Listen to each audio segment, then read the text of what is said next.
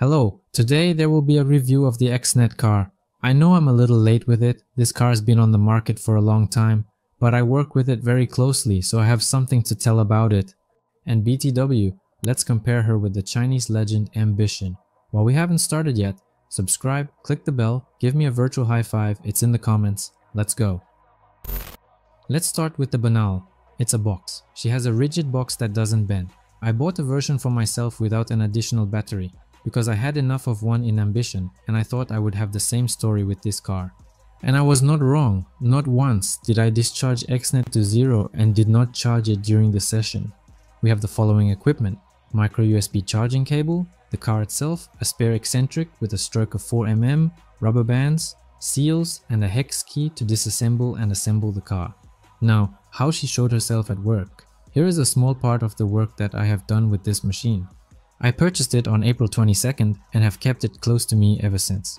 I work closely with it and occasionally switch it out with enthusiasm.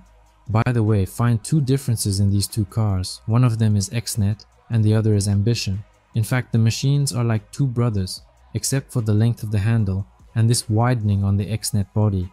For disposable holders, they're perfect for machines on cars. I removed the sealing ring.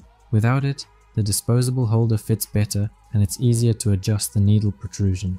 Without removing the sealing rubber, the holder will be hard to screw in and cause discomfort when adjusting the needle protrusion. All other things are identical, you can even connect the battery from one vehicle to another. Regarding the screen, it may be inconvenient to work with as it's on the side and voltage is invisible due to barrier during operation. For me it's not a problem, as I can feel the machines work through touch on my skin and by hearing.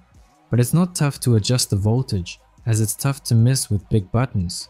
Or there's a simpler alternative. Just use a barrier protection through which the screen is visible. And the problem is solved. I recently discovered for myself a self-adhesive barrier film. In general, with this sticky barrier, you can barricade everything you touch during work. This is not an advertisement, but the thing is extremely cool.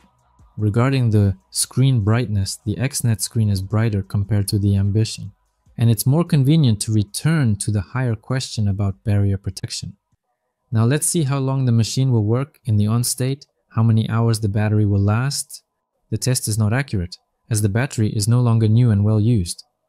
But this can also be attributed to the advantages, because let's see how long a charging working machine with a used battery holds a charge.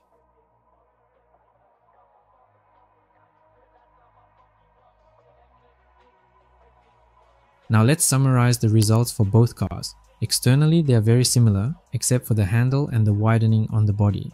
The equipment is similar plus or minus. Disposable holders, Cheyenne standard fit both machines.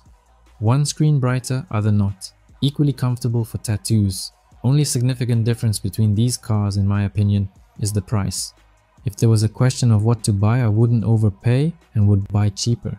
Subscribe to YouTube, subscribe to Boosty, so you can support me and also improve your brain.